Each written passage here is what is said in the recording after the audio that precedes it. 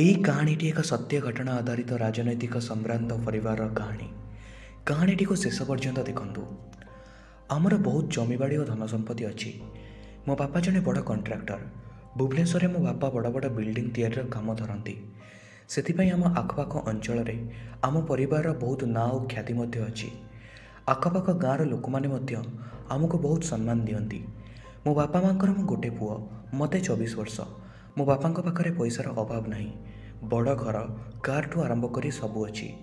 ତେଣୁ ମୋ ବାପା ମଧ୍ୟ ଚାହୁଁଥିଲେ ଆମ ଏରିଆର ପଲିଟିକାଲ ପାୱାର ନିଜ ହାତରେ ରଖିବା ପାଇଁ। ସେହି ବର୍ଷ ପଞ୍ଚାୟତ ଇଲେକ୍ସନ୍ ମଧ୍ୟ ଥାଏ, କିନ୍ତୁ ସିଟ୍ ଥାଏ ମହିଳାଙ୍କର। ତେଣୁ ମୋ ବାପା ଡିସାଇଡ଼୍ କଲେ ମମିଙ୍କୁ ବ୍ଲକ ଚେୟାରମ୍ୟାନ୍ ପାଇଁ ଇଲେକ୍ସନରେ ଛିଡ଼ା କରିବେ। ଦିନେ ସକାଳେ ବାପା ବାଲକୋନିରେ ବସି ଚାହା ପିଉଥାନ୍ତି ଓ ପେପର ପଢ଼ୁଥାନ୍ତି। ମୁଁ ବସି ମୋବାଇଲ ଚଲାଉଥାଏ। ପାଖ ଗାଁର ବାପାଙ୍କର ଜଣେ ସାଙ୍ଗ ଆସି ପହଞ୍ଚିଲେ।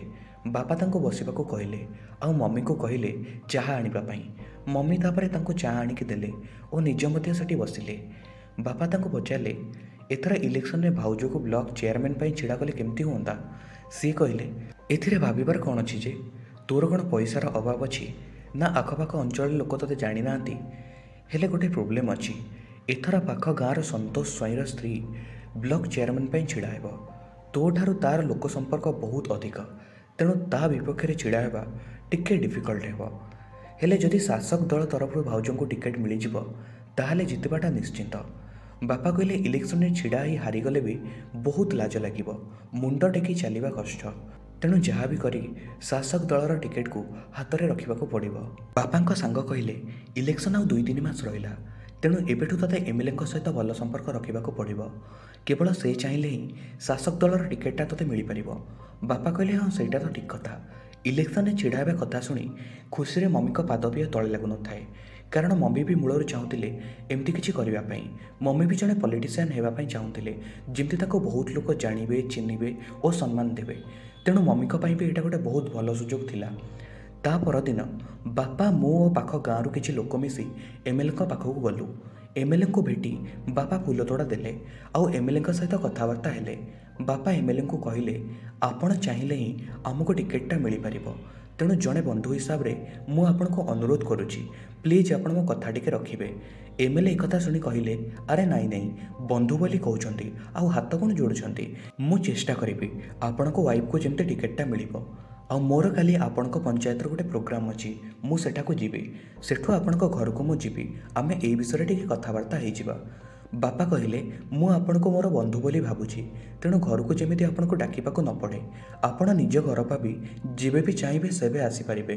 ମୋତେ କେବେ ପର ବୋଲି ଭାବିବେନି। ଏମ୍ଏଲ୍ଏ ଏକଥା ଶୁଣି ବହୁତ ଖୁସି ହେଲେ ଆଉ କହିଲେ, ନିଶ୍ଚିନ୍ତ ବନ୍ଧୁ। ଏହାପରେ ଆମେ ଘରକୁ ଫେରି ଆସିଲୁ। ବାପା ପୁରା ବହୁତ ଖୁସି ଥାନ୍ତି। ବାପା ମମିଙ୍କୁ କହିଲେ, କାଲି ଏମ୍ଏଲ୍ଏ ଆସିବେ। ତମେ ତାଙ୍କ ସହିତ ପୁରା ଯେମିତି କନଫିଡେଣ୍ଟଲି କଥା ହେବ। ତାଙ୍କୁ ଏମିତି ଲାଗିବା ଦରକାର ଯେମିତି ତମ ଭିତରେ ସେଇ କ୍ୱାଲିଟି ଅଛି। ମମି ତାପରେ କହିଲେ, ମୋତେ ଏସବୁ ଶିଖେଇବା ତମର ଦରକାର ନାହିଁ। କାଲି ଏମ୍ଏଲ୍ଏ ଆସିବା ପରେ ତାଙ୍କର କେମିତି ଅତିଥି ସତ୍କାର ହେବ ଆଉ ସେ କେମିତି ଖୁସି ହେଇ ଆମ ଘରୁ ଯିବେ, ସେସବୁ ଦାୟିତ୍ୱ ମୋର। ବାପା କହିଲେ, ତାଙ୍କ ସହିତ ମୁଁ ପୁରା ବନ୍ଧୁତା କରିଆସିଛି। ତେଣୁ ନିଶ୍ଚିନ୍ତ ସେ ଆମ କଥା ରଖିବେ ଆଉ ଆମକୁ ଫାଇନାଲି ଟିକେଟ୍ଟା ମିଳିବ।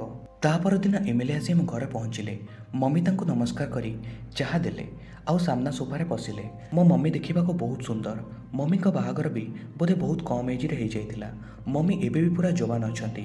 ଦେଖିବାକୁ ତୋଫା ଗରା, ମିଡ଼ିୟମ୍ ହେଲ୍ଥ, 36 ସାଇଜ୍ ଦୁଧକୁ ଗୋଲିଆ ଗାଣ୍ଡି ଆଉ ଗହିରିଆ ପେଟ ନାହିକୁ ଦେଖିଲେ କାହାର ବି ବାଣ୍ଡ ଛିଡ଼ା ହେଇଯିବ। ମୋତେ ଲାଗୁଥିଲା ଏମ୍ଏଲ୍ଏ ପ୍ରଥମ ଦେଖାରୁ ହିଁ ମୋ ମମିଙ୍କ ଦିୱାନା ହେଇଯାଇଥାଏ। ମମିଙ୍କ ଆଡ଼କୁ ସେ ଗୋଟେ କେମିତି ଭିନ୍ନ ଚାହାଣୀରେ ଅନଉଥାଏ। ତାପରେ ଏମ୍ଏଲ୍ଏ ମମିଙ୍କୁ କହିଲେ, ଆପଣଙ୍କ ଫୋନ୍ ନମ୍ବରଟା ମୋତେ ଦେଇଥାନ୍ତୁ। ଆପଣଙ୍କୁ ହାଇକମାଣ୍ଡଙ୍କ ସହିତ କଥା କରାଇବାକୁ ପଡ଼ିବ। ତା ଛଡ଼ା ଆପଣ ଯେତେବେଳେ ଆମ ଦଳ ତରଫରୁ ବ୍ଲକ ଚେୟାରମ୍ୟାନ୍ ପାଇଁ ଛିଡ଼ା ହେବେ, ତେଣୁ ଆପଣଙ୍କ ପାଖରେ ତ ମୋର ସବୁବେଳେ କାମ ପଡ଼ିବ। ମମି ତାପରେ ହସିକି କହିଲେ, ନିଶ୍ଚିନ୍ତ। ମୋର ବି ବହୁତ ଇଚ୍ଛା ଥିଲା ଏମିତି କିଛି ଫିଲ୍ଡରେ କାମ କରିବା ପାଇଁ, ବହୁତ ନାଁ କମାଇବା ପାଇଁ। ଆପଣଙ୍କଠୁ ବି ମୋତେ ବହୁତ କିଛି ଶିଖିବାକୁ ମିଳିବ। ତେଣୁ ଯଦି ଆପଣଙ୍କ ଫ୍ରି ଟାଇମ୍ରେ କେବେ ମୁଁ ଆପଣଙ୍କ ସହିତ କଥା ହେଇପାରିବି, ତାହେଲେ ମୁଁ ନିଜକୁ ବହୁତ ଭାଗ୍ୟବାନ ମନେ କରିବି। ବାପା ବି ବହୁତ ଖୁସି ଥାନ୍ତି। ତାପରେ ଏମ୍ଏଲ୍ଏ ଗଲେ ଭାରି। ମୁଁ ଲକ୍ଷ୍ୟ କରୁଥିଲି ମମି ଆଗ ଅପେକ୍ଷା ଅଧିକା ଫୋନ୍ରେ କଥାବାର୍ତ୍ତା ହେଉଛନ୍ତି। ବାପା ପଚାରିବାରୁ କୁହନ୍ତି, ଏମ୍ଏଲ୍ଏ ଫୋନ୍ କରିଛନ୍ତି। ବାପା ବି ଏ କଥାକୁ ବହୁତ ହାଲକାରେ ନିଅନ୍ତି। ହେଲେ ଦିନେ ମମି ତାଙ୍କ ରୁମ୍ରେ ହସିକି ଚୁପଚୁପ୍ କ'ଣ କଥା ହେଉଥିଲେ ଆଉ ମୋତେ ଦେଖି ହଠାତ୍ ରହିଗଲେ। ମୋର କାହିଁକି କେଜାଣି ଏଥିପାଇଁ ବହୁତ ସନ୍ଦେହ ହେଲା। ତାପର ଦିନ ମମି ବାଥରୁମ୍ ଯାଇଥିଲା ବେଳେ ମୁଁ ମମିଙ୍କ ଫୋନ୍ରେ ଅଟୋ ରେକର୍ଡ଼ିଂ ମୋଡ଼୍କୁ ଅନ୍ କରିଦେଇଥିଲି। ମାନେ ମମି ଯାହା ବି କଥା ହେବେ ସବୁକିଛି ରେକର୍ଡ଼ିଂ ହେଇ ରହିଯିବ। ମମିଙ୍କର ବି ଏସବୁ ବିଷୟରେ ଏତେ ଜ୍ଞାନ ନାହିଁ। ତାପର ଦିନ ସନ୍ଧ୍ୟାବେଳକୁ ମୁଁ ମମିଙ୍କ ଫୋନ୍ ଆଣିଲି। ଏମିତିରେ ବି ମମିଙ୍କ ଫୋନ୍ ମୁଁ ୟୁଜ୍ କରେ। କଲ୍ ହିଷ୍ଟ୍ରିରେ ଦେଖିଲା ବେଳକୁ ମମି କେବଳ ଏମ୍ଏଲ୍ଏଙ୍କ ସହିତ କଥା ହେଇଛନ୍ତି, ତାହା ପୁଣି ଘଣ୍ଟା ଘଣ୍ଟା। ଆଉ ସେ ରେକର୍ଡ଼ିଂ ସବୁ ମୁଁ ମୋ ପାଖକୁ ନେଇ ଆସିଲି। ତାପରେ ରାତିରେ ସେସବୁ ଶୁଣିଲି। ଏତିକି ଦିନ ଭିତରେ ଏମ୍ଏଲ୍ଏ ମମିଙ୍କ ସହିତ ବହୁତ ଆଗେଇ ଯାଇଥାନ୍ତି। ମମି ଏମ୍ଏଲ୍ଏଙ୍କୁ କହୁଥାନ୍ତି, ଆଚ୍ଛା ଏଥର ମୋ ଟିକେଟ୍ଟା ଫାଇନାଲ୍ ନା ନାହିଁ? ଏମ୍ଏଲ୍ଏ କହିଲେ, ଆଚ୍ଛା ଯଦି ଆପଣଙ୍କୁ ମୁଁ ଟିକେଟ୍ ଫାଇନାଲ୍ କରିଦିଏ ତାହେଲେ ପର୍ସନାଲି ଆପଣ ମୋତେ କ'ଣ ଗିଫ୍ଟ ଦେବେ? ମମି କହିଲେ, ଆପଣ ଖୁସି ହେଲା ଭଳି ଯାହା ବି ମାଗିବେ ମୁଁ ସବୁ କିଛି ଦେବି। ଏମ୍ଏଲ୍ଏ କହିଲେ, ଯାହା ମାଗିବେ ଆପଣ କ'ଣ ସତରେ ଦେଇପାରିବେ? ମମି କହିଲେ, ଥରେ ମାଗିକି ତ ଦେଖନ୍ତୁ। ଏମ୍ଏଲ୍ଏ ତାପରେ କହିଲେ, ଆପଣଙ୍କ ପାଇଁ ଇଲେକ୍ସନ୍ ଜିତିବା ବହୁତ ସହଜ ହେବ, କାରଣ ଆପଣଙ୍କ ସୌନ୍ଦର୍ଯ୍ୟକୁ ଦେଖି ଲୋକ ଏମିତିରେ ଭୋଟ୍ ଦେଇଦେବେ। ସେଥିପାଇଁ ତ ଫିଲ୍ମ ହିରୋଇନ୍ମାନଙ୍କୁ ବିଧାନସଭା ଇଲେକ୍ସନରେ ଟିକେଟ୍ ମିଳେ। ଆଉ ମୋ ଆଖିରେ ଆପଣ କେଉଁ ବି ଫିଲ୍ମ ହିରୋଇନ୍ଠୁ କମ୍ ନୁହନ୍ତି।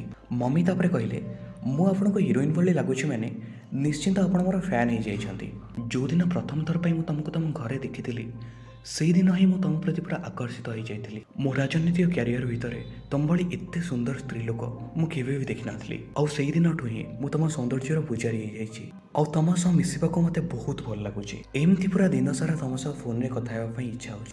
ମମି ତାପରେ କହିଲେ, ସାମ୍ନାରେ ଏକୁଟିଆ ବସି ଆଖିରେ ଆଖି ମିଶାଇ କଥା ହେବାର ଯେଉଁ ମଜା, ସେ ମଜା କ'ଣ ଫୋନ୍ରୁ ମିଳିପାରିବ? ଏମ୍ଏଲ୍ଏ ତାପରେ କହିଲେ, ତାହେଲେ ମୁଁ ଫାର୍ମ ହାଉସ୍ ଆଡ଼େ କେବେ ଆସନ୍ତୁ ନା, କିଛି ସମୟ ଏକୁଟିଆ ବସି ଟାଇମ୍ ସ୍ପେଣ୍ଡ କରିବା। ମମି ତାପରେ ଟିକେ ହସିକି କହିଲେ, ଶୋଷ ପାଣି ପାଖକୁ ଯାଏ, ପାଣି ଶୋଷ ପାଖକୁ ଆସେନି। ଇଲେକ୍ସନ୍ ପୂର୍ବରୁ ମୁଁ ଘରେ କ'ଣ କହିକି ଯିବି? ଆପଣ ଆସୁନାହାନ୍ତି ଆମ ଘରକୁ। ଘରେ ମୁଁ ବି ଏବେ ପ୍ରାୟ ଟାଇମ୍ ଏକୁଟିଆ ରହୁଛି। ଆସନ୍ତୁ ନା କେବେ ଏକୁଟିଆ ବସି କିଛି ଟାଇମ୍ ସ୍ପେଣ୍ଡ କରିବା। ଆଉ ମୋ ହଜବ୍ୟାଣ୍ଡ ବି ତ ଆପଣଙ୍କୁ ପରମିସନ୍ ଦେଇଦେଇଛନ୍ତି। ହେଲେ ଆପଣଙ୍କର ତ ଦେଖା ଦର୍ଶନ ନାହିଁ। ଆଉ ବୋଧହୁଏ ମୁଁ ଆପଣଙ୍କୁ ଚାହା କରି ଦେଲେ ଆପଣଙ୍କୁ ଆଉ ଭଲ ଲାଗୁନି। ତାପରେ ଏମ୍ଏଲ୍ଏ କହିଲେ, ଆରେ ନା ନା, ଏବେ ଆଉ ଚାହା ନୁହେଁ, ଏବେ ମୋର କ୍ଷୀର ପିଇବାକୁ ବହୁତ ଇଚ୍ଛା ହେଉଛି। ମମି ତାପରେ କହିଲେ, ଏଇ ଗୋଟେ କଥା, ଆସନ୍ତୁ ନା କେତେବେଳେ ଆମ ଘର ଆଡ଼େ, ମୁଁ ମୋ ରୁମ୍ରେ ପିଆଇ ଦେବି।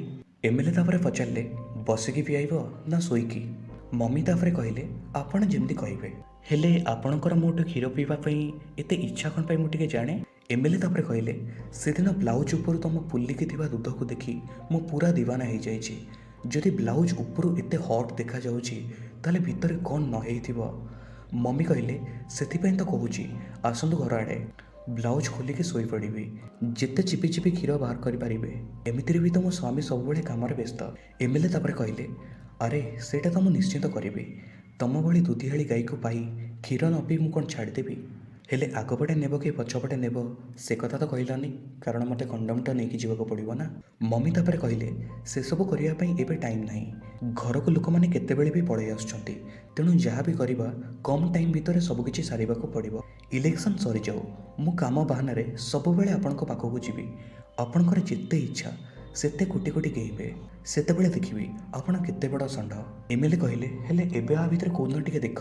ମମି କହିଲେ, ପରଦିନ ଆମର ଇଲେକ୍ସନ୍ ପାଇଁ ଗାଁରେ ଗୋଟେ ବଡ଼ ଭୋଜି ହେଉଛି, ସମସ୍ତେ ସେଠି ବ୍ୟସ୍ତ ରହିବେ, ଆପଣଙ୍କୁ ବି ଡକାଯିବ।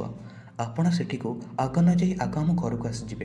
ମୁଁ ଚାକର ଚାକରାଣୀକୁ ବି କେଉଁ ଗୋଟେ କାମରେ ବାହାରକୁ ଟିକେ ପଠାଇଦେବି। ମୋ ରୁମ୍ରେ ଅଧଘଣ୍ଟା ଖଣ୍ଡେ ଆରାମସେ ରୋମାନ୍ସ କରିବା, କିନ୍ତୁ କେବଳ ରୋମାନ୍ସ, ବାକି ସବୁ ଇଲେକ୍ସନ୍ ପରେ, କାରଣ କେହି ବି ଆସିଯିବାର ସମ୍ଭାବନା ଅଛି। ଏମ୍ଏଲ୍ଏ କହିଲେ, ତାହେଲେ ଠିକ୍ ଅଛି, ପରଦିନ ପାଇଁ ରେଡ଼ି ହେଇଯାଆନ୍ତୁ, ମୁଁ ଯାଇ ପହଞ୍ଚିବି। ଏମ୍ଏଲ୍ଏ ଓ ମମିଙ୍କ କଲ୍ ରେକର୍ଡ଼ିଂ ଶୁଣି ମୁଁ ପୁରା ଗରମ ହେଇଯାଇଥାଏ। ମୋ ସୁନ୍ଦରୀ ମମିଙ୍କ ଲଙ୍ଗଳା ଦୁଧ ଓ ଦେହ ମୋ ଆଖି ସାମ୍ନାରେ ନାଚି ଯାଉଥାଏ। ଉଫ୍, ମୋ ଭାଣ୍ଡ ପୁରା ଛିଡ଼ା ହେଇଯାଉଥାଏ। ମୋ ମମି ବାହାରେ ସିନା ଏତେ ସଂସ୍କାରୀ ଦେଖେଇ ହୁଅନ୍ତି, ହେଲେ ଭିତରୁ କେତେ ବିଦେଇ ସେ କଥା ମୁଁ ସେଇଦିନ ଜାଣିବାକୁ ପାଇଲି। ମୁଁ ରାତିରେ ବାର ବାର ସେ ରେକର୍ଡ଼ିଂ ଶୁଣୁଥାଏ, ଆଉ ମୋ ମମିଙ୍କ ମୁହଁରୁ ରୋମାନ୍ସ କରିବା କଥା ଶୁଣି ମୋ ଦେହରେ ଯେମିତି ଗୋଟେ ପୁରା ଶିହରଣ ଖେଳି ଯାଉଥାଏ। ମୋ ମନରେ ବି ମୋ ମମିଙ୍କ ଲଙ୍ଗଳା ଦେହକୁ ଉପଭୋଗ କରିବା ପାଇଁ କୌତୂହଳ ସୃଷ୍ଟି ହେଉଥାଏ। ମୁଁ ନିଜକୁ ସମ୍ଭାଳି ନପାରି ମମିଙ୍କ କଥା ଭାବି ହଲେଇବାକୁ ଲାଗିଲି। ବହୁତ ଆନନ୍ଦ ମିଳୁଥାଏ। ତାପରେ ଭାବିଲି, ଯାହା ବି ହେଉ, ମମି ହେଲେ କ'ଣ ହେଲା, ଖଟରେ ଶୁଆଇ ଦୁଧ ତଳି ତଳି ରାତି ସାରା ଗେଇଁବାରେ ବହୁତ ମଜା ଆସିବ। କାଲି ଆମର ଭୋଜି ଅଛି, ତେଣୁ କାଲି ଏମ୍ଏଲ୍ଏ ଘରକୁ ଆସିବେ। ମୁଁ ଭାବିଲି, କାଲି ଯେତେବେଳେ ଏମ୍ଏଲ୍ଏଙ୍କ ସହିତ ମମି ରୋମାନ୍ସ କରିବେ ସେତେବେଳେ ମୁଁ କେମିତି ବି ଲୁଚିକି ଦେଖିବି ଆଉ ଏନ୍ଜୟ କରିବି। ଏଇଠି ଶେଷ ହୋଇଛି ଏହି କାହାଣୀର ପାର୍ଟ 1। ଏହାପରେ କ'ଣ ହେଲା ପାର୍ଟ 2ରେ ଆପଣମାନେ ଜାଣିବାକୁ ପାଇବେ।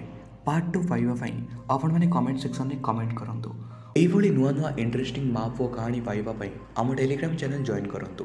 ୟୁଟ୍ୟୁବରେ ଏହି କାହାଣୀ ଗୁଡ଼ିକ କେବଳ ଆପଣ ଅଡ଼ିଓ ଫର୍ମାଟରେ ଶୁଣିପାରୁଛନ୍ତି, କିନ୍ତୁ ଟେଲିଗ୍ରାମ ଚ୍ୟାନେଲରେ ଆପଣ ଏହି କାହାଣୀ ଗୁଡ଼ିକୁ ଭିଡ଼ିଓ ସହିତ ଦେଖିପାରିବେ। ତ ବହୁତ ମଜା ଆସିବ।